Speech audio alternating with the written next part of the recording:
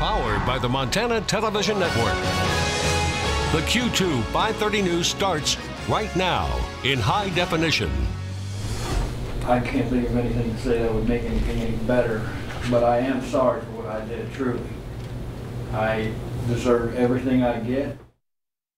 A North Carolina transient who abducted and murdered a former Bighorn County sheriff this summer in Billings is sentenced to life in prison. Good evening and thanks for joining us. I'm Russ. And I'm Jeanelle Slade. This afternoon, convicted killer Donald Gray told Judge Gregory Todd he deserved life in prison, and the judge agreed. Joy, you served 25 years in law enforcement, including a 4-year stint as the Bighorn County sheriff was killed back on June 10th. Now, police say that Gray abducted Joy outside of the post office on 15th Street West, stabbed him to death, and dumped his body at Lewis and Clark Middle School. At the time of the murder, the killer had only been in Billings for 1 week, and documents state Gray told officers it all started because he was not familiar with the area and needed a car to get back to North Carolina. Well, as you might imagine, it was an emotional day in the courtroom as the family of William Joy faced his killer. Q2's Samantha Sullivan takes us there. On June 10th, 2018, our lives were changed forever. That was the day you decided your own selfish needs and desires were more valuable than the life of our father, William Joy.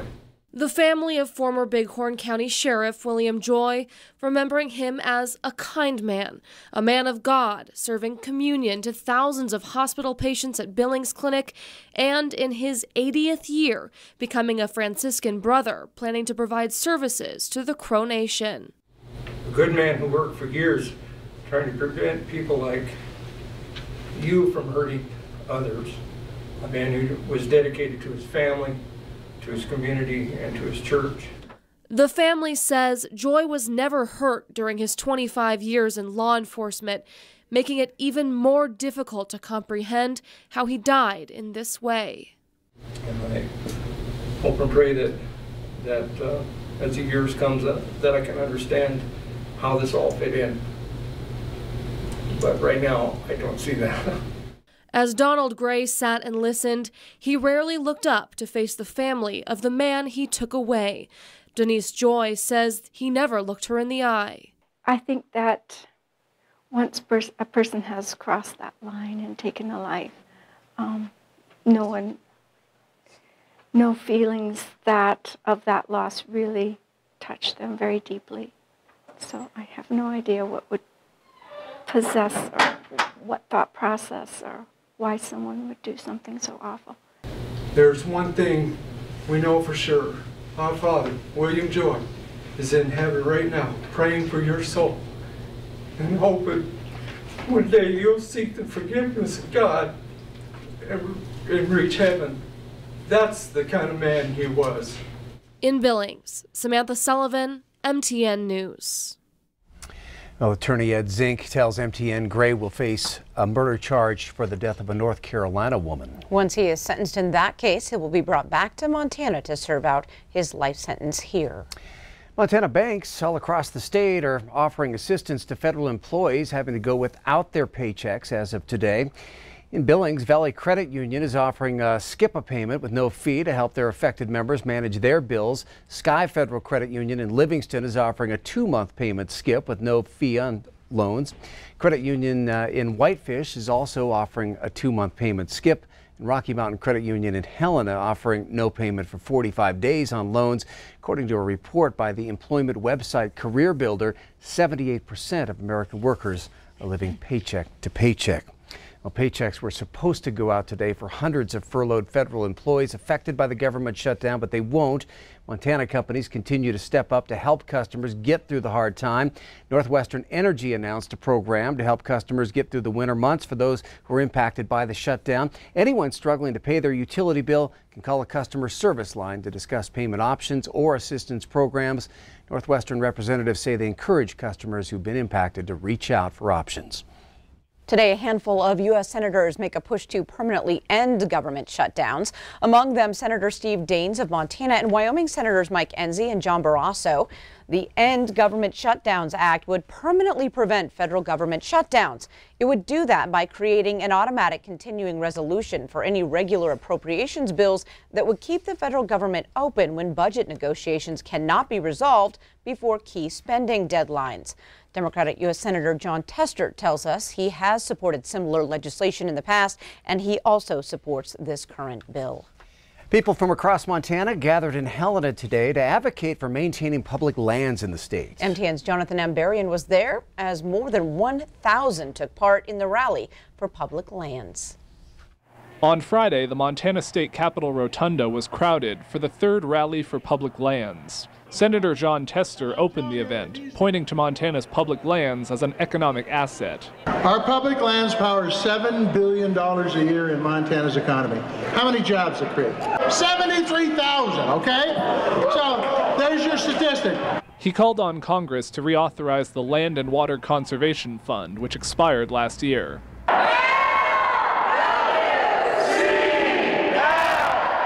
Maggie Carr, an outfitter from Choteau, said her business and her community rely on public lands like the Bob Marshall Wilderness. And the trickle-down effect to my community is real. Our business employs other locals and generates money that is spent locally, which helps keep our small towns alive. Organizers estimate at least 1,800 people were in attendance for the rally. Margaret Webster came in from Billings with signs she made herself. Because once they're gone forever. And we can't afford to lose them. That's one of the most important heritages of our country, is our public lands. The event closed with a speech from Governor Steve Bullock. He said the federal government shutdown is having clear negative effects on Montana communities that rely on tourism. Our parks and our public servants are not bargaining chips for policies. He called on those in attendance to oppose any proposals to transfer public lands. We cannot and we must not leave to our kids and grandkids anything less than the unrivaled outdoor experience and heritage that our parents and grandparents worked so hard to preserve for us. In Helena, Jonathan Ambarian, MTN News. And Senator Steve Daines sent out a statement today saying in part that he is also committed to protecting public lands. That includes reauthorizing the Land and Water Conservation Fund and supporting the Yellowstone Gateway Protection Act. Well, earlier this week, we reported that the number of fatalities on Montana interstates and highways had gone down.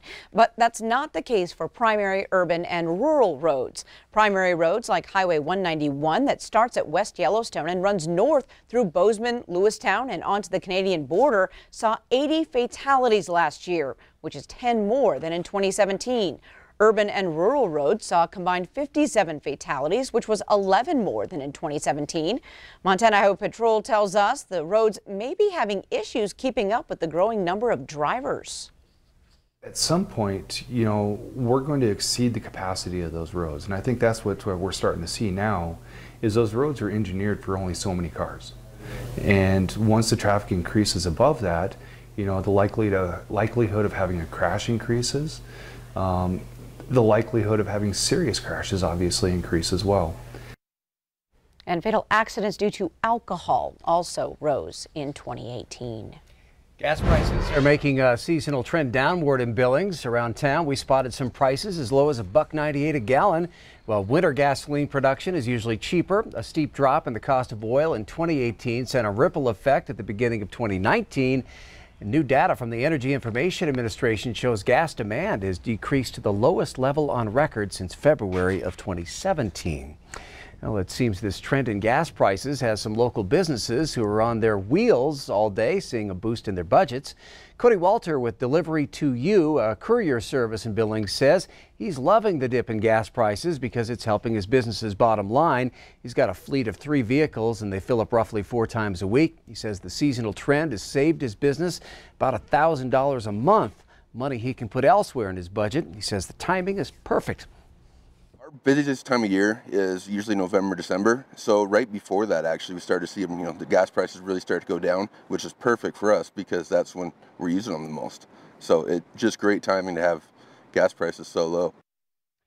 So, where are Montana's cheapest prices? According to the gas tracking website, gasbuddy.com, drivers can fill up at the Billings Costco for just $1.98. Sam's Club also $1.98. The Costco in Kalispell running prices at $2.19. And the Costco in Bozeman also has gas for $2.19. The Welcome Stop in Bainville, Montana offering gas at $2.19. And if you're curious where Montana's average gas price ranks in the nation, well, it's not too bad. Arkansas has the cheapest prices in the nation with $1.87 a gallon. Montana ranks 31st with an average of about $2.30 a gallon. Wyoming is still at 34th with an average of $2.46. California has the highest average gallon of gas in the entire country. It's $3.28 there right now.